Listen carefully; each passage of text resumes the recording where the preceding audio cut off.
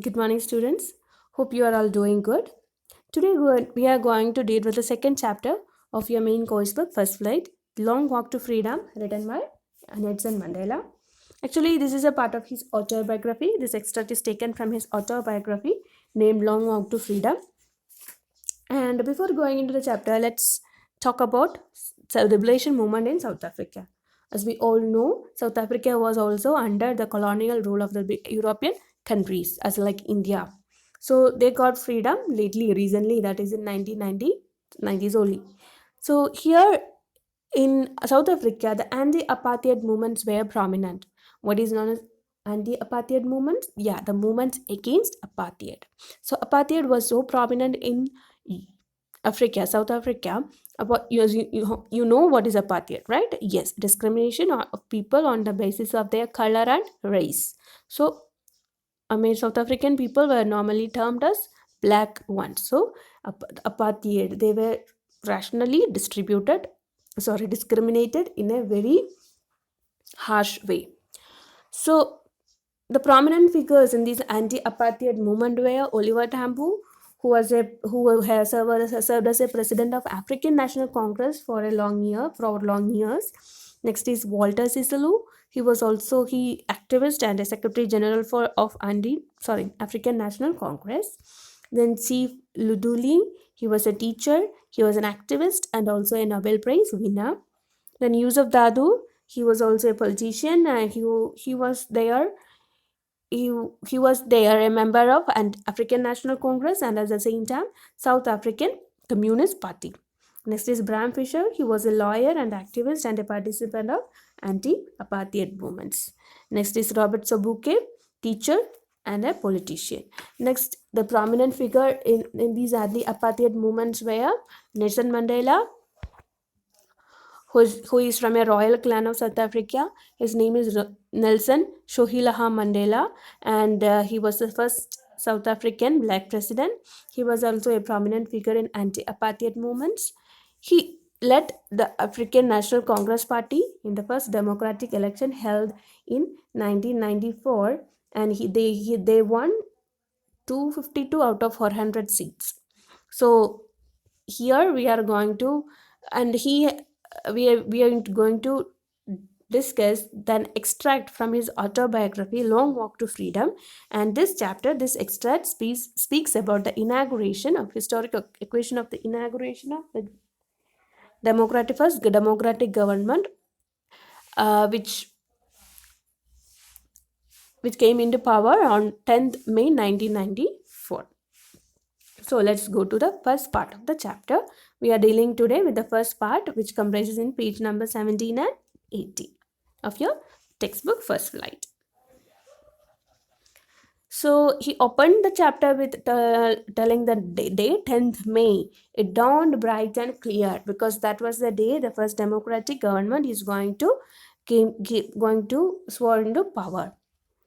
So he was surrounded by many leaders, and he was pleasantly surrounded by many leaders because he was a leader of the group an African National Congress, which is going to come to the power on the same day, and it was a happiest moment in their life. Ceremonies were took on in the Sandstone Amphitheatre in the Union Buildings of Pretoria. For many decades, these places were be the state of white supremacy. He is termed as white supremacy because they were discriminated as black ones, and now they are going to came into power. It was a site of rainbow gathering of different colors and nations because they were so much humiliated in the name of their color. And that day he want to see as such a colors of rainbow, that is many people have been come to South Africa to witness the inauguratory ceremony of South Africa's first democratic and non-racial government. Then as he continued with his in his biography at that day on the podium, Mr. De Klerk was first sworn as the second deputy president, and Thabo Mbeki was sworn as the sorry, Mr. De Klerk was known as the second deputy president, and Thabo Mbeki was known as the first deputy president. And when it was this Nelson Mandela's turn to go and pledge. So he pledged to obey and uphold the constitution and devote himself to the well-being of the republic and the people. His speech started in this way: Today, all of us do, by your presence here, confer glory and hope to a newborn liberty. Out of the experience of an extraordinary human disaster that lasted too long, must be born a society with which all humanity will be proud. So he was determining that a long years the South African country has experienced and humiliated for long years, for decades. They have been suffering on they have been suffering of discrimination and subjugation, and now this country is coming. He is out of experience of all these disasters, and he was sure that out of these disasters, out of these experiences, the country will be, the whole world will be proud of, will be proud of that.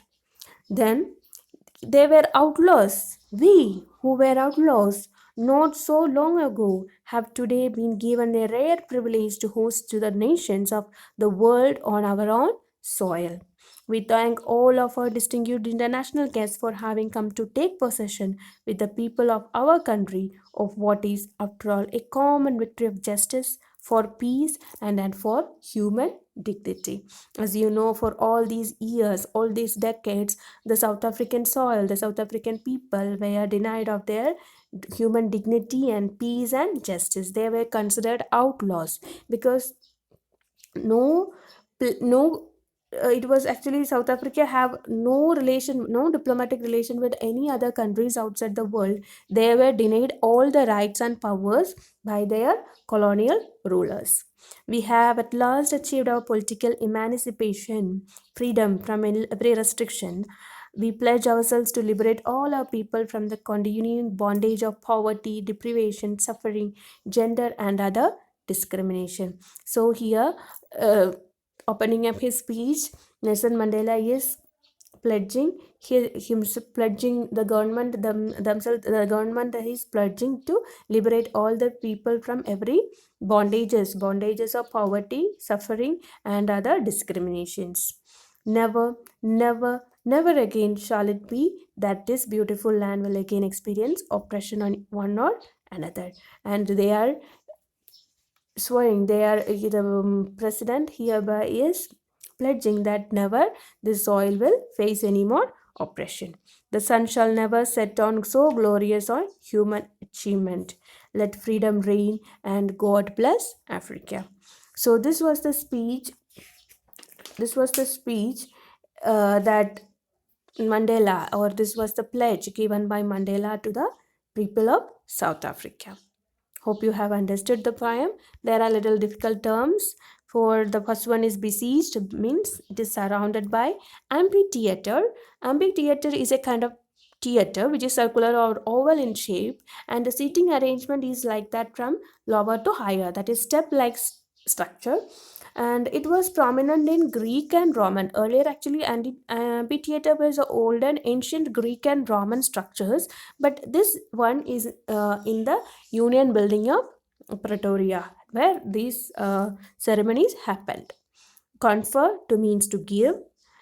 Outlaws means or lawless or fugitive from the law, because these people were denied any rights of law or justice.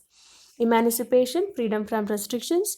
Deprivation, denial of one's rights, and discriminations means being treated unfavorably. Here are some questions. They are simple questions while you read the chapter. Hope you have read the chapter from the PDF I have sent to you. Read the first part of the chapter at least, then you will get these answers. Write it down in your notebook along with the new difficult words and questions. Here's some assignments I for you. You know what is the difference between autobiography and a biography? Yeah, find it out, write in your notebook, and you can find out some autobiography and biographies of famous personalities also. Okay, find it out and write it in your notebook. That's all for today. Thank you.